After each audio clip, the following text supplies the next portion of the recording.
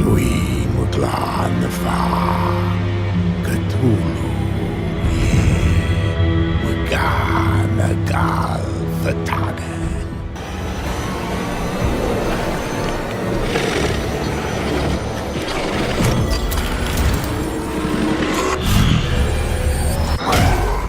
Hello and welcome back to the only channel that will answer all your questions, Bleak Archives. In today's video, we are going to talk about something that is quite debatable.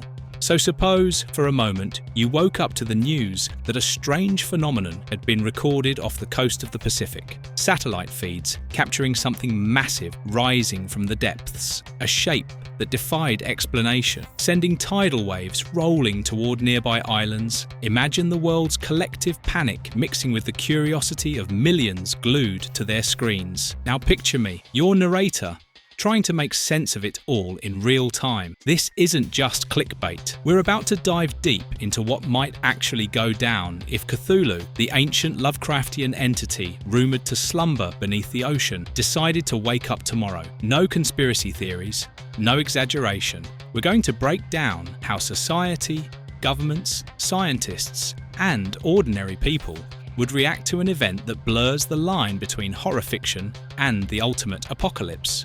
So make sure you like the video, smash the subscribe button, and ring the bell icon. Or else, this video might turn into reality. Enough!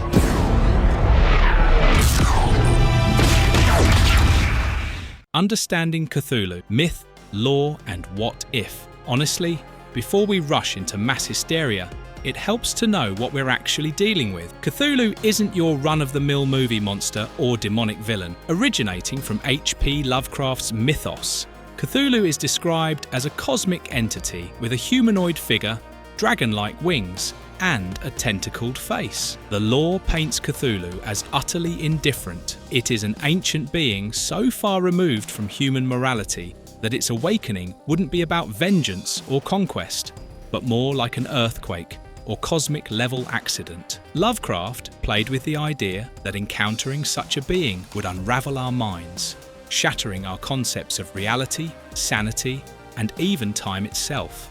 So if Cthulhu emerged tomorrow, the scale and substance of the threat would transcend anything we've ever imagined. It's not just giant monster mayhem, it's existential horror that might just break the entire world.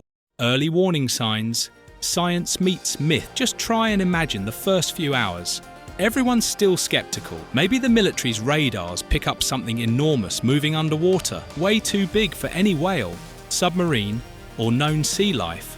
Seismic activity goes haywire near the supposed Rillier location, which was the place that Lovecraft set this as a lost city somewhere in the southern Pacific. But for our scenario, let's say it's roughly where Tonga or Easter Island lies. The geological surveys are off the charts. Pressure readings spike, tectonic plates shift, and deep sea cameras transmit distorted footage of monstrous limbs from the abyss. Around this time, the internet explodes. Some say it's a glitch, others call it a hoax, and there are a few cryptic posts about non-Euclidean architecture, twisting, impossible angles, just as Lovecraft described. But as the hours roll on, mainstream media, government agencies, and top scientists confirm that something absolutely unprecedented has happened. Panic isn't the right word either. It's more like a trembling curiosity mixed with eerie silence. Emergency broadcasts start rolling. People are told to avoid coastal cities. Tsunami warnings blare on radios and smartphones. Social media morphs into a digital ghost town as people switch to news feeds and scientific live streams. Conspiracy theorists and cultists who worship Lovecraft's mythos ramp up activities. Crowds gather, some to pray, some to protest, others just to stare silently out at the sea. The awakening, global impact, and initial chaos. Now that the stage is fully set, imagine the moment Cthulhu truly wakes. The ocean boils. Towering waves obliterate ships and islands. Every global defence and disaster response agency is mobilised. But for all their readiness, what could they possibly do? Satellite images reveal the creature's horrifying size, which is hundreds of metres tall, its glistening tentacles dragging entire fishing fleets into watery graves. Major cities along the Pacific Rim, such as Tokyo, San Francisco, Lima, and Sydney, all issue full-scale evacuation orders.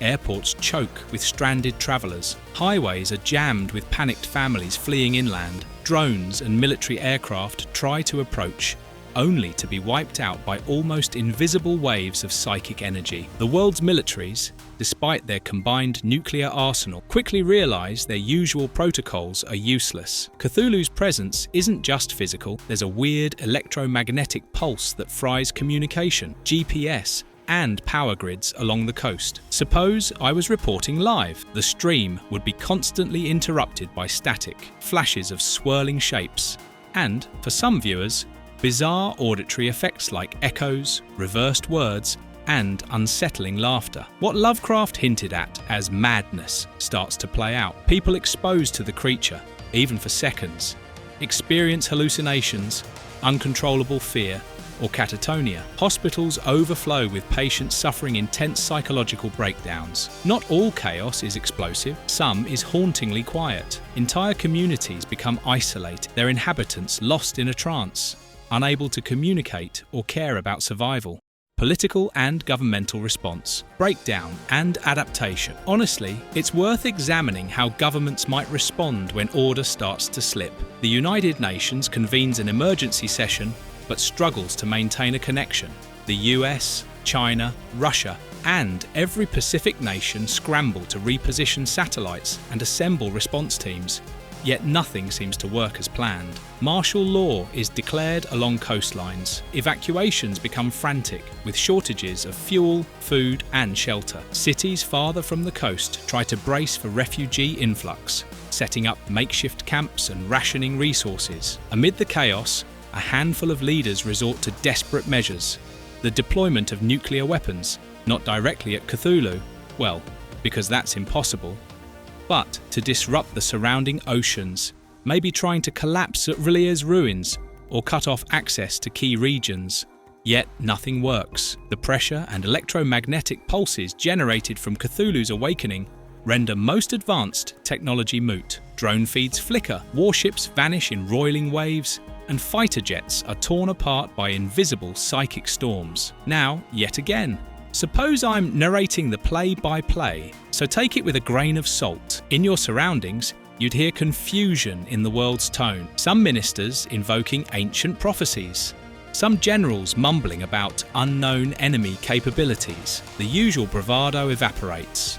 Military chains of command start to fracture as central communications degrade and boots-on-the-ground units lose touch. Even seasoned soldiers are unnerved, reporting visions and feeling as though reality itself is bending in on itself. Cities devolve into sporadic chaos, sometimes wild and violent, sometimes disturbingly serene, as entire districts drift into mass catatonia. The sense of time and direction vanishes for those closest to the epicenter. Information breakdown, media frenzy, and the collapse of rational discourse. Now, fake news is a thing, and it's common to see it from one time to another. But if you thought fake news and rumours were bad before, in this scenario, it's utter pandemonium. Every channel, social feed, and news blog races to capture live footage and eyewitness accounts. But as the Cthulhu effect spreads, journalists begin to report disturbing symptoms. Some anchor persons break down crying during broadcasts.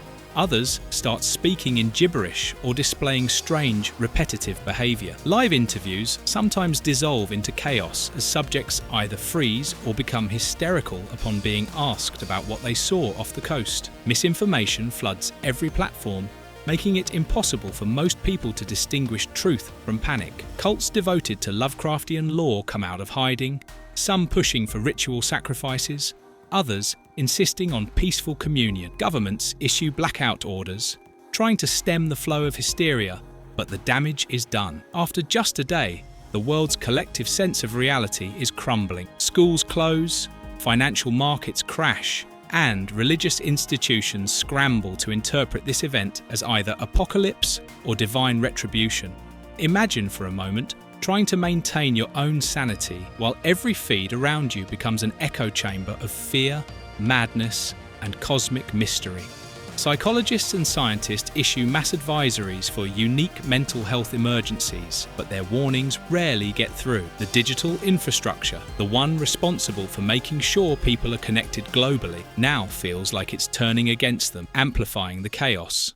Humanity's physical response: fight, flight, and surrender. Let's switch gears and talk about survival. Everywhere, human instincts kick in. Those who haven't succumbed to the mind-bending terror rush to escape metropolitan areas. Inland cities, previously untouched by disaster, fill with refugees. Food, water, fuel, the basics of life, become the new currency. Black markets rise, humanitarian agencies buckle under the pressure, and every hotel, stadium, or government building is packed to the brim. Some communities try to organise resistance, digging out old contingency plans for extraterrestrial threats. But let's be honest, nothing prepared them for this. Martial law becomes standard in many regions, with police forces overstretched and sometimes just joining the mass exodus. Armoured vehicles roll through abandoned cities, searching for survivors. In places like Nevada, Russia's Siberia, or Australia's outback, pockets of humanity try to form new enclaves,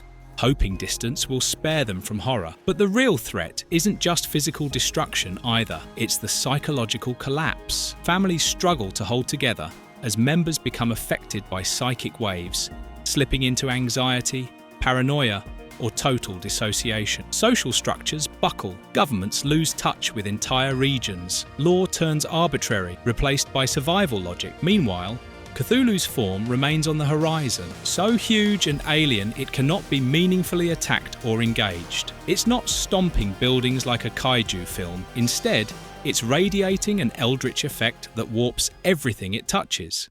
The science of the impossible attempts to explain and understand. If you were a researcher working in the middle of this maelstrom, trying desperately to publish a last-minute paper to explain what's happening, you'd see the biggest scientific scramble in history. Physicists, biologists, and psychologists all racing to describe the event. Encode programs crash as data from ocean sensors turns to gibberish. Quantum physicists hypothesize new dimensions or reality fractures, while neuroscientists propose that Cthulhu's electromagnetic pulses alter the brain's chemistry in ways never before seen.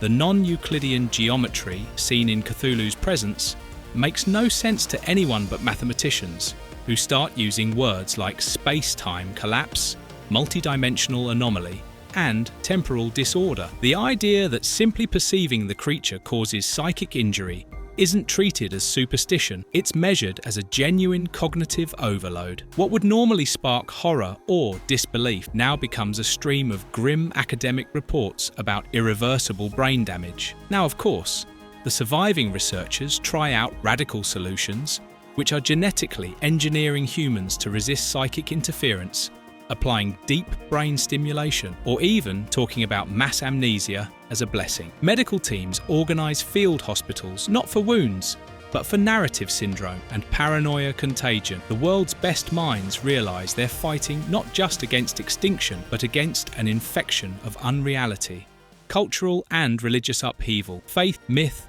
and the unknown. The extreme fallout is that the world's mythologies, religions, and spiritual beliefs are thrown into chaos. The appearance of Cthulhu unmoors society not only physically, but existentially. Some see the event as confirmation of ancient prophecy. Others flee from their faith, convinced all hope is lost. In places, churches, mosques, and temples are packed with desperate congregants, clergy searching for comforting words. In others, cults arise, claiming communion with Cthulhu, whether by ritual or madness. From a survivor's perspective or a politician's perspective, things would be messed up as well. Some of them speak in awe, others in terror, but all agree the boundaries between reality and myth are gone. Art, literature, and music become outlets for a traumatized humanity, with surreal paintings and nihilistic poetry replacing hope. The old stories, whether of Ragnarok, Kali Yuga,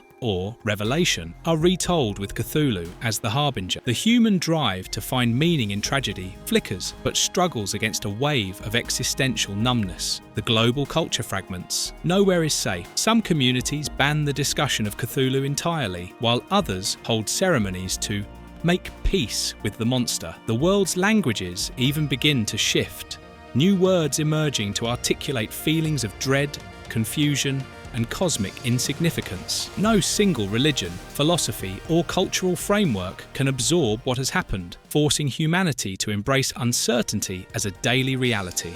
Environmental catastrophe, nature's response. It wouldn't just be humanity facing the apocalypse. The environment itself goes haywire.